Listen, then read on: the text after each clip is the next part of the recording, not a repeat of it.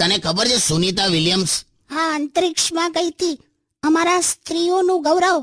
ખાલી સ્ત્રીઓનું નહીં, આખા દેશનું ગૌરવ કહેવાય. હવે તે સુનીતા વિલિયમ્સ પાસેથી તારે માત્ર એટલું જ શીખવાનું છે કે બોલ્યા વગર પણ કઈ રીતે જીવી શકાય.